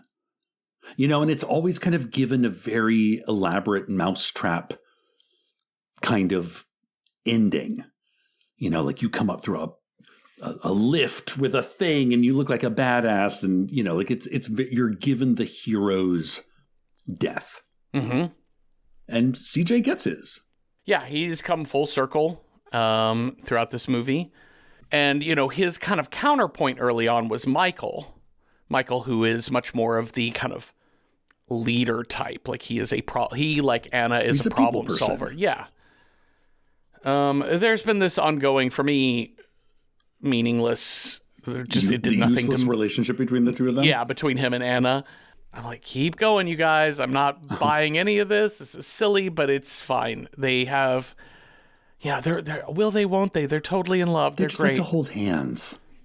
But at the dock, he's like, here, I'll give you guys a push away from the dock. Bon voyage. Look, I got bit on the arm. I'm just going to stay here and enjoy the sunrise. No, baby, I love you. No, you can make it. And he's like, you know very well that I can't. And I might just stay here a while and enjoy the sunrise. And then we see the zombies kind of now starting to come onto the dock. Mm-hmm. And he pulls out the pistol from his pocket. And then it just cuts to a shot of the boat going off into the sunset. And I think Anna's face. I just want to point out, it would have to, well, maybe it has to be sunrise. But he does say sunset. No. He does say he says sunrise. He says sunrise. Okay, yeah. good. Because if they're on Lake Michigan, the sun do not set over Lake Michigan from Milwaukee. Anyways, Fair. He does say sunrise. I'm sorry. That was me just looking for a nit to pick. But I think what bothered me here, and it was minor, and I was like, oh, what a terrible way to end the film, because we just see the boat going off into the sunrise, and then we hear the gunshot. Mm-hmm. And then it snaps to credits. And I was like, what a bummer of a way to end the film. And then these credits said, no, hold my beer. Hey, do you want to see some Girls Gone Wild? No. Well, you're gonna. Because I was a little confused. I mean, not confused, but for a moment it's you know, a credit or two, and then it's Steve with his like little captain's hat on, with a girl who looks very much like Nicole. Yeah. You know, having, you know, fun on a boat. I was like, wait, did she know him before this? Nope, just another nice looking white girl. Then we see Anna from the video camera's point of view, and she's like, what are you doing? And it's Terry saying, oh, I found Steve's camera. I'm going to document our discovering a new world, a totally uninhabited, completely safe, like Roanoke, you know? There's nobody there. If you've ever wanted to develop some type of a liver disease, if that's in your you know, hopes and dreams, then play a drinking game where you take a shot every time somebody says, get that camera out of my face. Yeah. Just during, you will have 4 shots of pure alcohol just in a 2-minute period for this credit sequence. I mean, it's interesting because, you know, what was sort of romanticized as we're going to literally escape to a desert island. I think what this footage is doing is kind of showing the unfortunate realities of this plan. Yeah. Because it's like a shot of a jug of water being completely empty, a shot of Kenneth trying to put out a fire below deck that they've done, because I'm assuming none of them know how to operate the machinery of a boat. What direction are we going? I think, to me, and this goes back to, I think, a combination of Zack Snyder and James Gunn. To me, it's tonal. You know what I mean? Like, nobody wants to have to go to a funeral. Nobody wants to hear a eulogy for someone they loved and lost. But we do it because there's a catharsis to it. And the same with horror. You know, it's really sad to watch a nihilistic ending, but with the right tone, we're carried through that and we can process it. And to me, this is the equivalent of going to a funeral and having the priest say the same words, make the same points, but he's wearing a sleeveless shirt and a trucker hat. Oh, so you know like, what I mean? It's like the priest and the monkey is a great example. Do you remember the priest from the monkey? Oh, yeah. You know, like it's exactly what you're saying, where it's like a young kind of doofus sort of priest who is giving the strangest eulogy because it's funny, because of like, but if you look at the words on the page, there's nothing inherently funny about those words. It's in the delivery, it's in the tone. And to me, this movie is nihilistic not because it has a deep philosophy that it wants to explore about the futility of life, nor because it wants to say, you know, that, you want to make God laugh, just try making a plan, you know, whatever. Sure. It doesn't have any deeper philosophy other than that, wouldn't it be cool? Yeah. If we saw some tits and then everybody fucking dies, because that's fucking rad, man. Yeah. And it made me think of like the 20-something dude bro sitting in front of me when I watched the movie Obsession, and he laughed in a way that made me think, oh, he likes Fight Club for the wrong reasons. Yeah. Like, I don't think you really understand. I mean, you visually understand what's happening in this movie, but I don't think you emotionally understand what's happening in this movie. My problem with somebody like James Gunn is that I think he targets those people. And this closing credits sequence to me is like tonally wrong. Well, it's totally right because it's very clearly he's targeting people who don't get Fight Club. He's targeting people who think Patrick Bateman is actually a cool character. And that to me is just silly. And it's like, we didn't need this. Thank you. But more zombies. But you get more zombies. Kind of, but it's such fast clips of like nothing actually happens. Like you don't really get to see practical effects. Like the dog, they pull up to the dock. The dog just goes running in. They're like, oh no, what's the matter with the dog? What the dog doing? And then like 50 zombies come out of the palm trees in the, you know, the Lake Superior, Lake Michigan, whatever the fuck lake it is. Wherever Oahu is located. Yes, wherever. Yes. Whichever lake that one's the on. Seychelles, you know. But again, it's like, did you? No? Mm-mm. You didn't? Okay, No. well. You know what would be cool, man? Is these credits. My last note that I wrote is neat. Good for you. Good job. That was so Good work. That was so interesting, James. You did that. All right, the end. Shall we rate this movie? Yes, let's. All right. How approachable is Dawn of the Dead 2004 if you are horror movie squeamish? On a scale of 1 to 10, with 1 being not at all approachable, 10 being very approachable.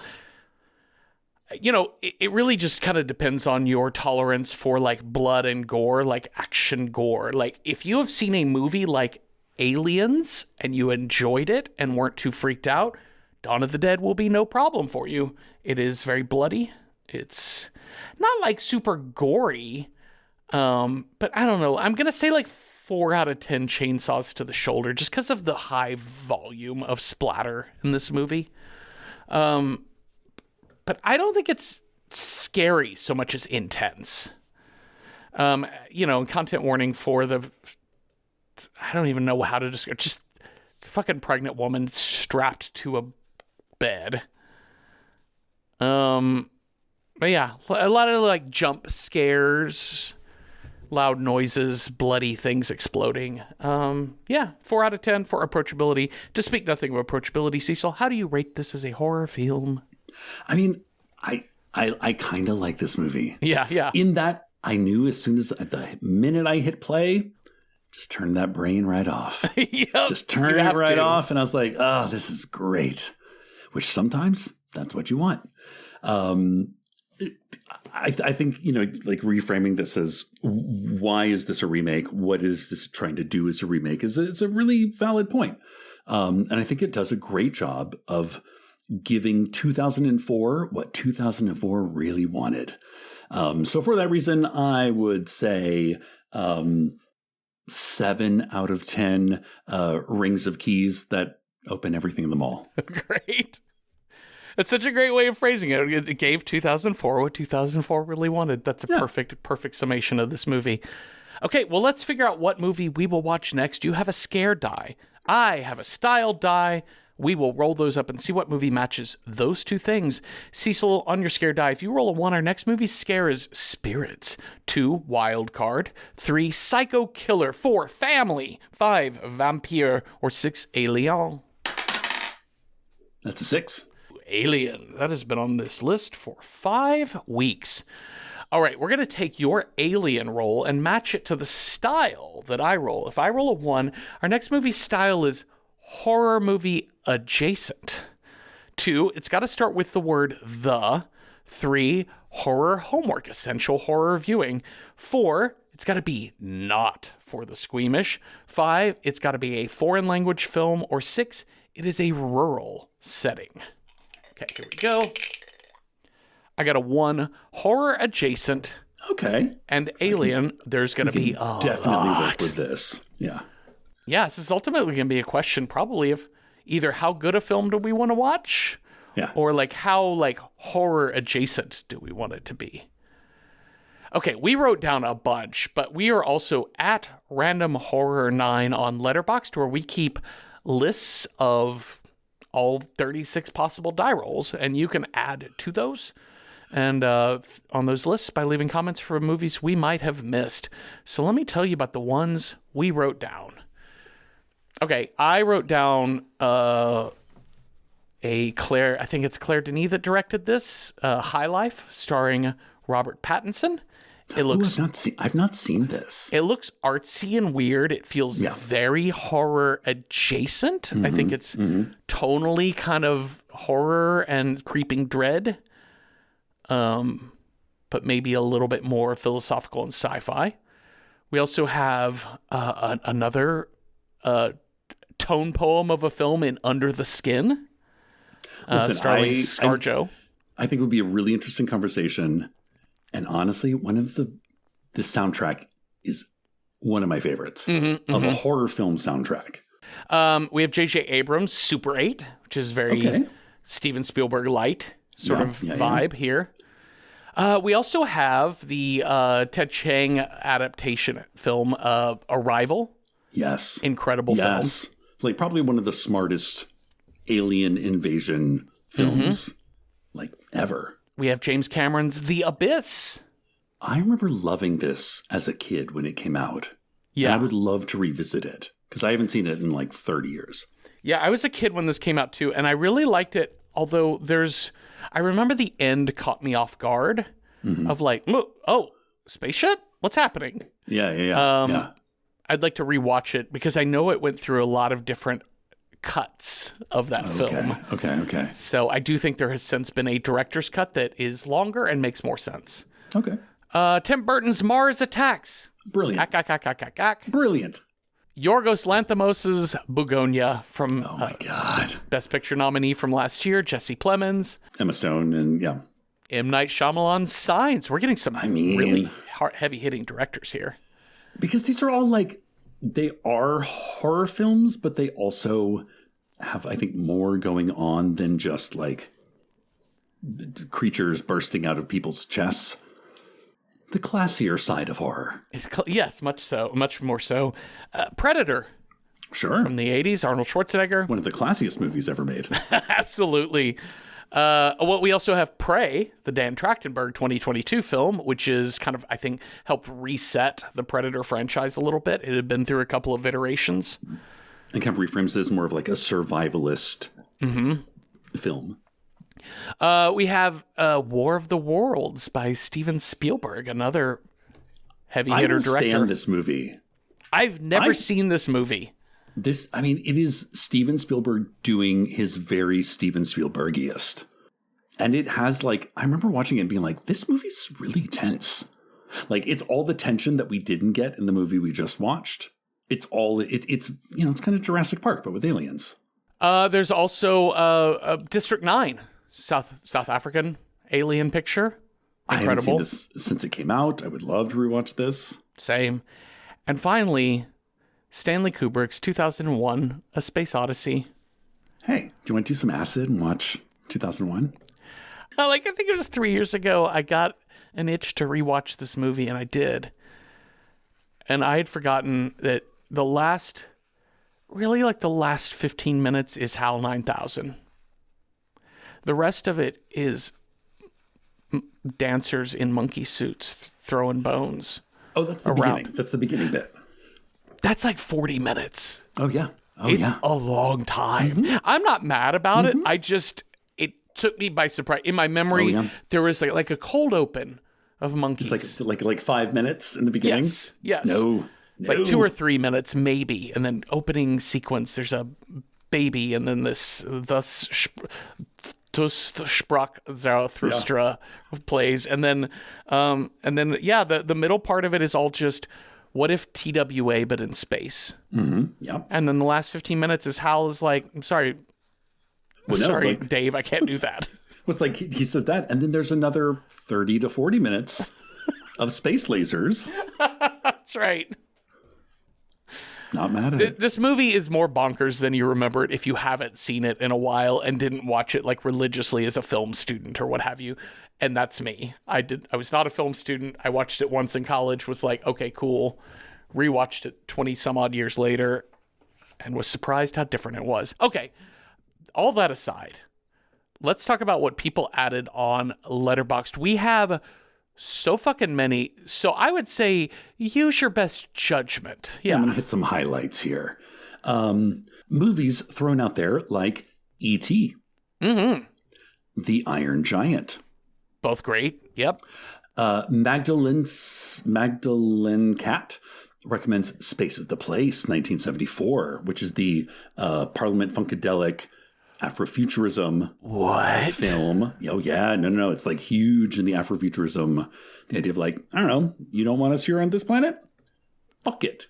To space we go, black people, where we will live our own paradise. Yes. The Lost Skeleton of Cadavra, 2001. A scientist rolls up his shirt sleeves and tries to save the world from a radioactive monster, curious space aliens, an evil scientist, and crabby skeleton. A very B-movie send-up. So it sounds kind of, we're in the realm of satire here. Okay. Monstrum recommends Venom. We want to go comic booky. Okay, yeah. Kelly Zine recommends the movie that Begonia was based on, Save the Green Planet, which I've not seen, and I'm really curious about it. Yeah. Kamelin recommends Pitch Black, a.k.a. The Chronicles of Riddick, Pitch Black. Yeah, absolutely. Get real sci-fi with that shit. Aetherios recommends Disney's Zombies 3. Zombie aliens, I guess? Something like that. Aliens claim to be in town to compete in the local cheerleading competition. Sure. This definitely sounds, because it's from 2022, this is leaning hard into intentional camp, which can be a little This is going to be rough. another Anna and the Apocalypse, isn't it? Yeah, maybe so. Max Bird recommends Earth Girls Are Easy. Right? Which is, very a la Voyage of the Rock Aliens, as they say. Space Hippie Face recommends Lost in Space, the 1998 version. Oh, yeah. Yeah. Katie recommends Repo Man, 1984. Is that... I know I've seen before. It's very like punk rock, Emilio Estevez, disaffected youth in sort of post-apocalyptic LA or whatever. But I don't remember there being aliens in it. But hey, great countercultural cinema. Yeah. Half Price Horror recommends James Cameron's Aliens, as it is a horror-adjacent action movie, war movie. El Cagnir recommends Freaky Freako by the same maker of Psycho Gorman. Horror adjacent because the pranks of an 80s kids movie where some sort of monster helps the kids by being disruptive. But so it's okay. Interesting. Yokai New recommends Evolution 2001. Think Ghostbusters, but with aliens. Okay.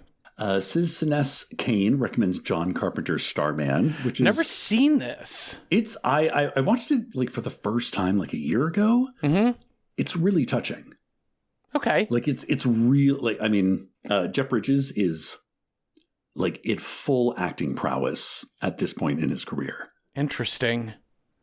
And Karen Allen as well. Yeah, Karen Allen's great. In a similar vein, King Commenter recommends Close Encounters of the Third Kind.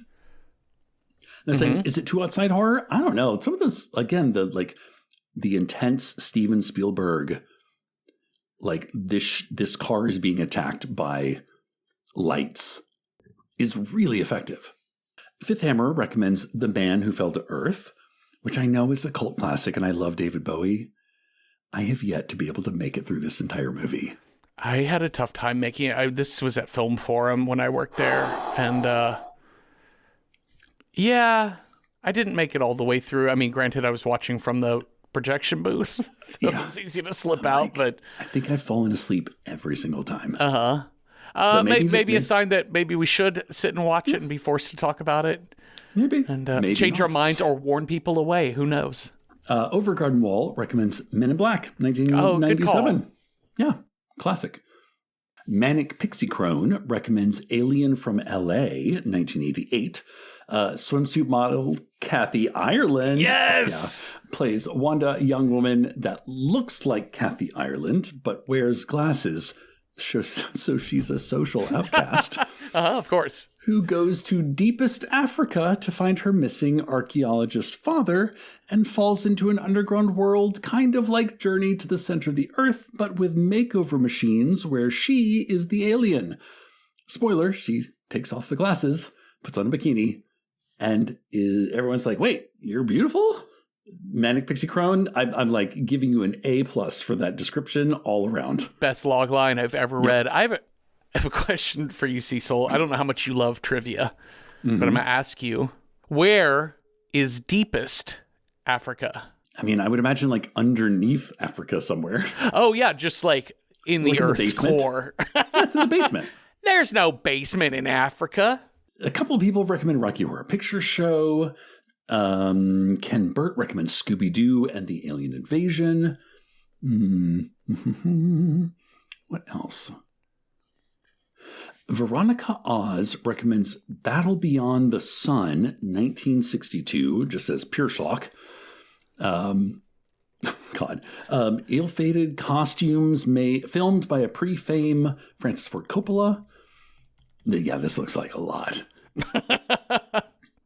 And I think finally, two more. Legend of Ganon recommends The World's End, which is Edgar Wright's the final movie in the Cornetto trilogy. This is Alien Invasion. And Veronica Oz recommends The Day the Earth Stood Still, 1951. Oh, yeah, that's one that's come up before. Which is like, my father exclusively watched sci-fi, and he thought this is the greatest movie ever made. Yeah. This is classic. We got a lot, Jeffrey. We have so many. And not just a lot, but a lot of really good ones. A lot of movies that I think could be important to watch. Movies that we want to watch. Do you have like one that you're like, man, I think it would be really dope to get to watch this for the show? No, because like the movies that I've seen recently that I know I love, like Arrivals, movies I haven't seen in a very long time, like Abyss, The In-Between, which is like Under the Skin. I mean, I almost feel like we could do a draft. This might be too much, but we would do like a serious 6 and a silly 6. And then flip a coin between series. And then roll to get the silly one and roll to get the serious one. And then we flip a coin from there. Because you can't be putting Under the Skin in the same, like draft as like Mars Attacks or Pitch Black or Earth Girls Are Easy. You know? Is this too involved? Am I making too much of this? Yeah, because there is a silly 6, and then there's a serious 6. I was trying to think if I don't want to like have to like do too much work for a single episode. I was trying to think if there was like a way to do a double feature, but I don't think there's any guarantee of that. Yeah. Because a lot of these are kind of some epics on here. Yeah. Because I'm like, Arrival and Mars Attacks is a really interesting. Sure. Like, it's the opposite approach to Aliens Come to Earth. And then you have things like District 9, in which the aliens, the protagonists, the humans are the villains, you know, like I really do want to see Save the Green Planet as well. So there's a couple that feel a little homeworky to me. Like Save the Green Planet feels homeworky because then it's like we're watching it because of Begonia, or Space is the Place is very like film history. Yeah. Day the Earth Stood Still. Still is another one like that. A lot of these are very Hollywood, though. Yeah. Which I'm okay with. Yeah. And then, you know, I think the best sell job of all is Manic Pixie Crone with Alien from L.A. Oh, my God. Now, it's probably not worth watching, but it sounds worth watching. Last time we rolled Aliens, we got Voyage of the Rock Aliens. Yes.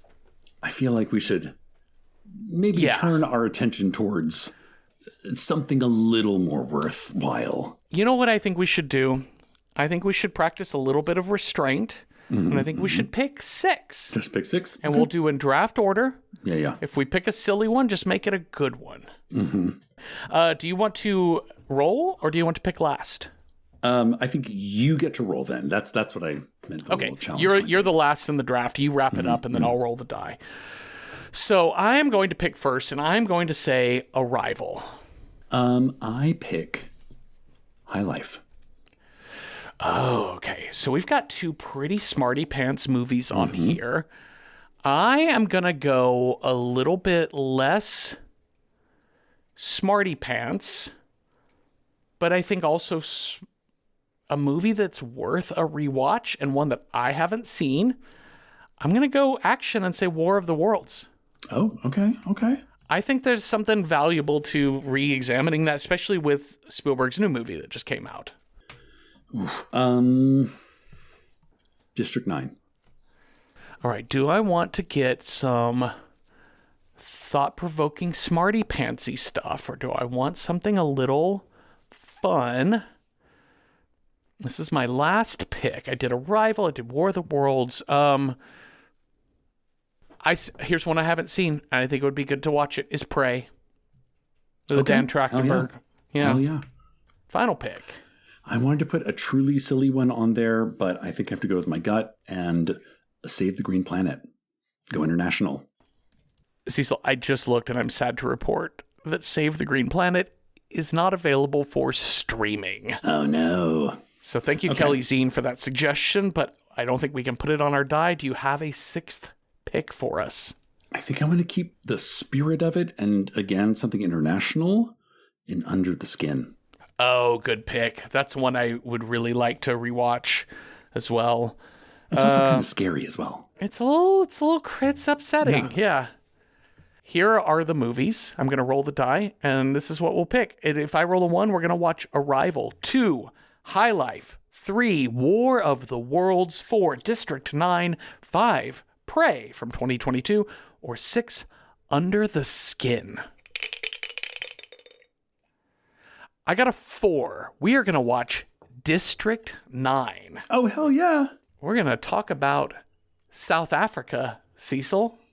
You know, they haven't been in the news in quite a long time. Nobody's really talking about South Africa these days. Are they all just hiding in the basement? That's right. District 9, Neil Blomkamp, is available to stream and to watch. That was wonderful. Thank you all for listening. Thank you, Cecil, for talking with me, and thank you all for chiming in on Letterboxd. We got some great ones. I'm so sad that we're not getting to Alien from LA, but maybe that'll be extra credit for next week.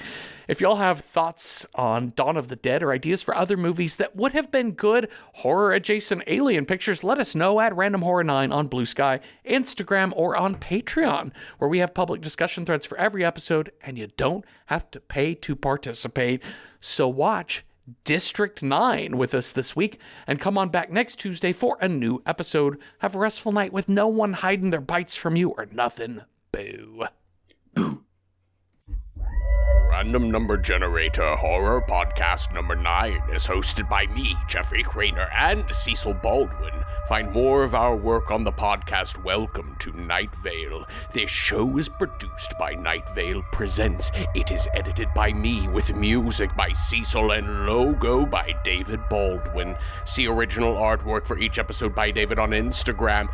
Join us for live streams on Patreon. Watch our recording sessions on YouTube. Chat with us on Blue Sky, and contribute to our movie selection process on Letterboxd. We're in all of those places at Random Horror 9. Today's scary story. As the zombie horde overruns them all, you notice that at least the Spirit Halloween store has finally opened for the season.